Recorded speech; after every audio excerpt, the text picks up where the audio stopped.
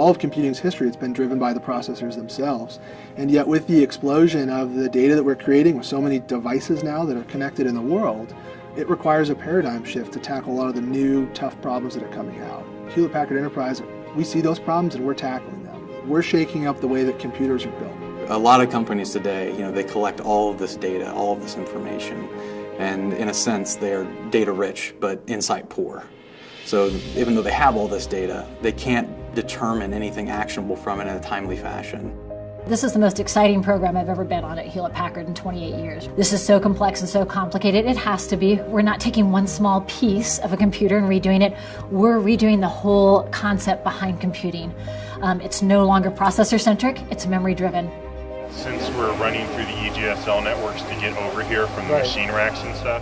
It was really clear early on this was a special project. There was unique architecture here. This was something that was going to change the game of computing. And even like 800 megabits or something, like we decided it was only going to... And so it's not just the system itself that's new, but the whole environment. Everything we did from a design perspective was pushing boundaries. They come around, so many more parts you guys need to test.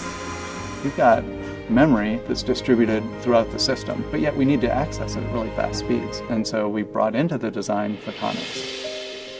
And so what light does is it fundamentally helps break some of those challenges that we see on the electrical side. And yet light in and of itself isn't something that electrical chips naturally speak. And so it's figuring out, how do I take something that I know on the electrical side and interface with something that's maybe new in the particular application that we're talking about, light, to enable something that's truly revolutionary with the machine.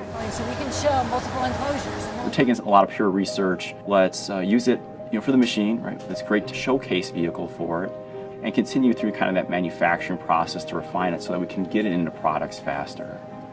When we think back to where the machine started 5-8 years ago, it's pretty darn amazing that some concept someone started talking about is coming close to fruition here.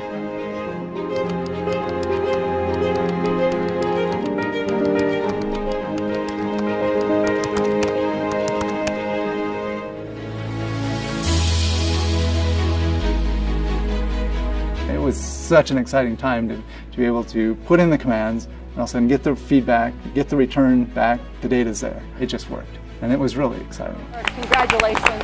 I am so thrilled to be part of this team. But to actually run it and run it with hardware we've built here, this makes it real. I think it's game changing. And now we have actual live nodes from the machine talking to each other, really making that memory-driven computing concept come to life right here in front of us. I think it opens a whole new level of problem solving. Sometimes it's difficult to see how the revolutionary advances are going to play out before they actually happen and they get in the hands of the people that use them. What are the ways that we haven't fully realized the potential that it can bring? How can I analyze data sets that are so large that I could never fathomably do it before? And what insights can I pull out of that to help drive business, infrastructure, or medicine, research? It's real, it's alive, it's running. We can't even necessarily predict how people, our customers, how the world will use this. We've only scratched the surface.